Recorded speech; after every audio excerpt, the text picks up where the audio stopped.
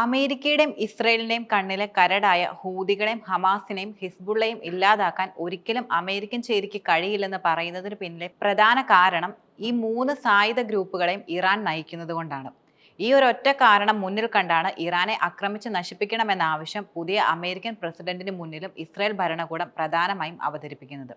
കുറച്ചുനാൾ മുമ്പ് ഇസ്രയേലിലേക്ക് ഇറാൻ നടത്തിയ ആക്രമണത്തിന് തിരിച്ചടി എന്ന രീതിയിൽ വൻ തയ്യാറെടുപ്പുകളോടെ ഇറാനെ ലക്ഷ്യമിട്ട് ഇസ്രായേൽ നടത്തിയ ആക്രമണത്തിൽ കാര്യമായ ഒരു നാശനഷ്ടവും ഉണ്ടാക്കാൻ ഇസ്രായേൽ വ്യോമസേനയ്ക്ക് കഴിഞ്ഞിരുന്നുമില്ല. ഇറാഖിലെ അമേരിക്കൻ വ്യോമ അതിർത്തിയിൽ നിന്നുകൊണ്ട് നടത്തിയ ആ ആക്രമണത്തോടെ ഇറാന്റെ ആണവ കേന്ദ്രങ്ങൾ ഉൾപ്പെടെ തകർന്ന് തരിപ്പണമായെന്ന രീതിയിലായിരുന്നു പാശ്ചാത്യ മാധ്യമങ്ങൾ വാർത്ത പുറത്തുവിട്ടിരുന്നത്. പക്ഷേ പിന്നീട് ഈ മാധ്യമങ്ങൾ തന്നെ പറഞ്ഞത് തിരുത്തേണ്ടി വരികയും ചെയ്തിരുന്നു. ഇറാന്റെ വ്യോമ മേഖലയിൽ പോലും പ്രവേശിക്കാൻ ഇസ്രായേൽ ഭയപ്പെടുന്നുണ്ട്. ഈ ഭയത്തിന് പിന്നിലെ പ്രധാന കാരണമാണ് ഇറാൻ ഇപ്പോൾ പുറത്തുവിട്ടിരിക്കുന്നത്. ഒരേ സമയം ലോകത്തെ അത്ഭുതപ്പെടുത്തുകയും അതുപോലെ അമേരിക്കയും ഇസ്രയേലിനെയും ആശങ്കപ്പെടുത്തുകയും ചെയ്യുന്ന ദൃശ്യങ്ങളാണിവ. രാജ്യത്തിന്റെ തെക്കൻ തീരത്ത് സ്ഥിതി ചെയ്യുന്ന ഒരു പുതിയ സൈനിക ഭൂഗർഭ താവളമാണ് ലോകരാജ്യങ്ങൾക്ക് മുന്നിൽ ഇറാന്റെ ഇസ്ലാമിക് റവല്യൂഷൻ ഗാർഡ്സ് ഇപ്പോൾ തുറന്നു കാണിച്ചിരിക്കുന്നു. മിസൈൽ നഗരം എന്ന് വിളിക്കപ്പെടുന്ന പുതിയ ഭൂഗർഭ താവളത്തിൽ ട്രക്കുകളിൽ ഘടിപ്പിച്ച ഡസൻ കണക്കിന് മിസൈൽ ലോഞ്ചറുകൾ ഉള്ളതായിട്ടാണ് ഫെബ്രുവരി 1 ഇറാൻ സൈന്യം പുറത്തുവിട്ട വീഡിയോയിൽ കാണുന്നത്. ഇറാൻ സൈന്യത്തിന്റെ chief commander major general Hussein സലാമിയും naval force chief rear admiral Alireza താങ്സീരിയും ചേർന്ന് മൊബൈൽ മിസൈൽ ലോഞ്ചറുകൾ സ്ഥാപിച്ചിരിക്കുന്ന ഭൂഗർഭ തുരങ്ക ശൃംഖല പരിശോധിക്കുന്നതാണ് 2 മിനിറ്റ് ദൈർഘ്യമുള്ള വീഡിയോയിൽ പ്രധാനമായും ഉൾപ്പെടുന്നത്. 5 മിനിറ്റിനുള്ളിൽ വിന്യസിക്കാനും വിക്ഷേപിക്കാനും കഴിയുന്ന ഇറാന്റെ വൻ പ്രഹരശേഷിയുള്ള ക്രൂയിസ് മിസൈലുകളുടെ ആസ്ഥാനമാണ് പ്രധാനമായിട്ടും ഈ താവളമെന്നാണ് തങ്സീരി വീഡിയോയിൽ വെളിപ്പെടുത്തുന്നത്. ഈ മിസൈലുകൾക്ക് 1000 കിലോമീറ്ററിലധികം ഭൂപരിധിയുണ്ടെന്നും ഇലക്ട്രോണിക് യുദ്ധത്തെ ചെറുക്കുന്നതിനുള്ള ആന്റി ജാമിംഗ് സംവിധാനങ്ങൾ സജ്ജീകരിച്ചിട്ടുണ്ടെന്നും റിപ്പോർട്ടുകൾ നിലനിൽക്കുന്നുമുണ്ട്.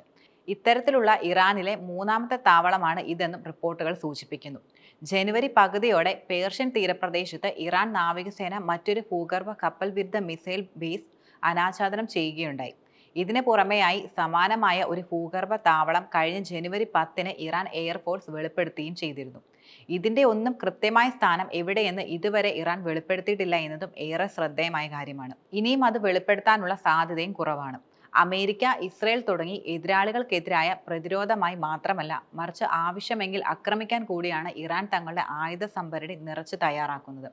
ഇറാന്റെ ശത്രുക്കൾക്കെതിരെ പ്രതിരോധം ശക്തിപ്പെടുത്താനും സാധ്യതയുള്ള ഭീഷണികളെ തടയാനുമാണ് അനാച്ഛാദനം കൊണ്ട് ഉദ്ദേശിച്ചതെന്നാണ് ശനിയാഴ്ച നടത്തിയ പരിശോധനയിൽ ഇറാൻ സൈന്യം തന്നെ വെളിപ്പെടുത്തുന്നത്. ഇറാന്റെ മിസൈൽ പദ്ധതി വിദേശ ഭീഷണികളെ തടയുന്നതിൽ നിർണായക ഘടകമാണെന്ന് ജനുവരിയിൽ ഇറാൻ വിദേശകാര്യമന്ത്രി ചൂണ്ടിക്കാട്ടുകയുണ്ടായി. ഞങ്ങൾക്ക് ഇത്തരം മിസൈൽ കഴിവുകൾ ഇല്ലായിരുന്നുവെങ്കിൽ ആരും ഞങ്ങളുമായി ചർച്ച നടത്തില്ലായിരുന്നുവെന്നാണ് അദ്ദേഹം പ്രധാനമായും വ്യക്തമാക്കുന്നത്. ഇറാന്റെ ഈ ആയുധക്കരുത്ത് യഥാർത്ഥത്തിൽ അമേരിക്കയും സഖ്യകക്ഷികളെയും ബലപ്രയോഗത്തിന് പകരം നയതന്ത്രപരമായി ഇടപെടാൻ പ്രേരിപ്പിക്കുമെന്നാണ് ഇറാൻ വിദേശകാര്യമന്ത്രി കൂടുതലും പ്രതീക്ഷിക്കുന്നത്. റഷ്യയുമായുള്ള ഇറാന്റെ പുതിയ കരാർ പ്രാബല്യത്തിൽ വന്ന ശേഷമുള്ള ഇറാന്റെ ഭൂഗർഭ താവളത്തിന്റെ പ്രദേശത്തെ അമേരിക്കൻ ചേരിക്കുള്ള കൃത്യമായൊരു മുന്നറിയിപ്പായാണ് നയതന്ത്ര വിദഗ്ധർ എല്ലാം കൂടുതലും വിലയിരുത്തുന്നത്. അവരുടെ നിഗമനത്തിൽ റഷ്യ, ഉത്തര കൊറിയ സഖ്യത്തിൽ ഇറാൻ ഇപ്പോൾ ചേർന്നിട്ടുണ്ട്. ഇറാനെ ആക്രമിക്കുക എന്നത് ഇനി ഇസ്രയേലിന് അസാധ്യമായ കാര്യമായി മാറുമെന്നാണ് യുദ്ധവിദഗ്ധരും ചൂണ്ടിക്കാട്ടുന്നത്.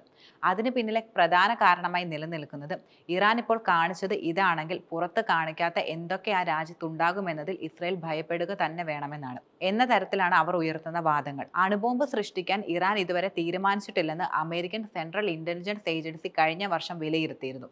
ഇസ്രയേൽ ഈ നിഗമനം തള്ളുകയായിരുന്നു ചെയ്തത്. ഇറാൻ ആണവായുധങ്ങളുടെ പണിപ്പുരയിലാണെന്നാണ് ഇസ്രയേൽ ആരോപിക്കുന്ന പ്രധാന വാദം.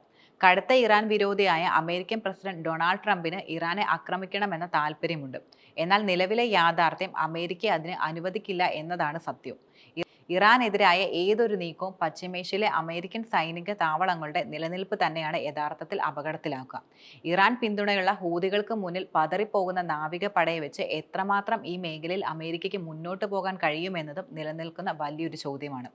ഗാസയിൽ നിന്ന് പാലസ്തീനികളെ തുരത്താൻ അമേരിക്കയും ഇസ്രയേലും ശ്രമിക്കുകയാണെങ്കിൽ ഹൂതികൾക്കും ഹിസ്ബുള്ളയ്ക്കും ഹമാസിനുമൊപ്പം ഇസ്ലാമിക് റിപ്പബ്ലിക് ഓഫ് ഇറാൻ നേരിട്ട് യുദ്ധത്തിന് ഇറങ്ങാനാണ് സാധ്യതകൾ കൂടുതലും.